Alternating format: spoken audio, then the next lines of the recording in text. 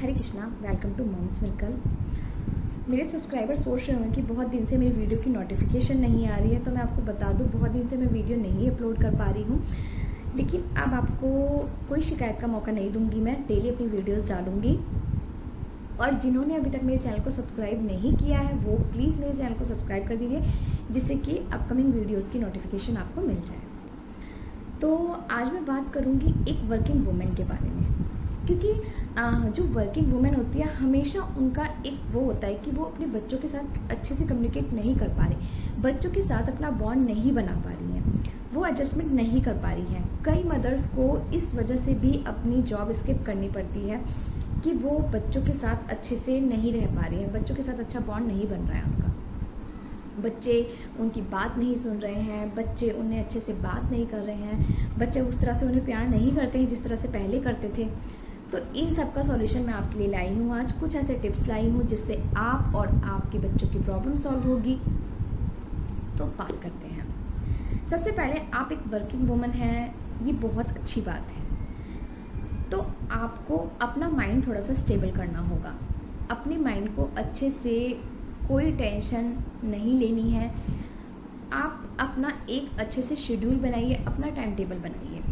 आपको अच्छे से पता है कि आपको किस टाइम पे उठना है, क्या वर्क करना है, कितने से कितने बजे तक का आपका ऑफिस टाइम है, और इन सब के बावजूद आपको घर का काम भी करना है। तो आप घर का काम भी करिए, उस तरह से टाइम टेबल बनाइए, और आप डेली अपने बच्चे को 90 मिनट्स दीजिए। 90 मिनट्स अब आप कैसे निकालेंगे 90 मिनट? मान लीजिए आपका टाइम टेबल है उसके हिसाब से आप सुबह 5 बजे उठते हैं।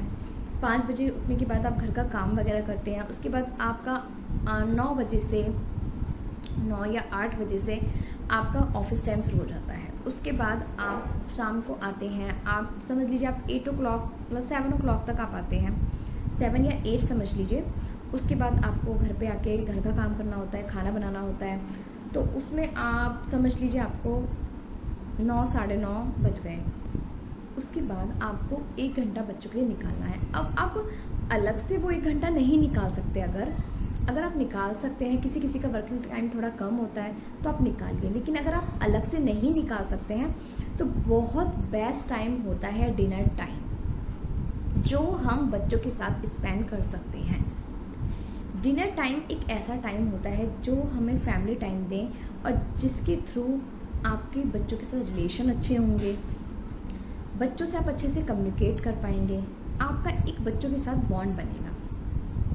डिनर टाइम पे आप पूरी फैमिली के साथ बैठिए। अगर पूरी फैमिली नहीं बैठ पाती है, इनकेस कोई लेट आ रहा है, कोई जल्दी आ रहा है, तो आप अपने बच्चों के साथ बैठिए, बच्चों के साथ डिनर कीजिए, और डिनर करते करते आप उनसे पूछिए कि आज आपने क्या किया, आज आपको कैसा लगा, आज मतलब उनसे ये सारी चीज़ें पूछिए।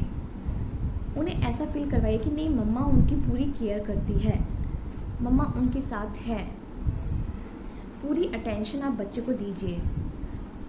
बहुत सी चीज़ें बच्चे ऐसी बताएंगे जिसके लिए आप बच्चों को मोटिवेट कीजिए, बच्चों के लिए क्लैप कीजिए, वाह आज तुमने ये सब किया। तो बच्चे इन सब चीज़ों से, ये जो टाइम होता है, बच्चे इन सब चीज़ों से बहुत अट्रैक्ट होते हैं।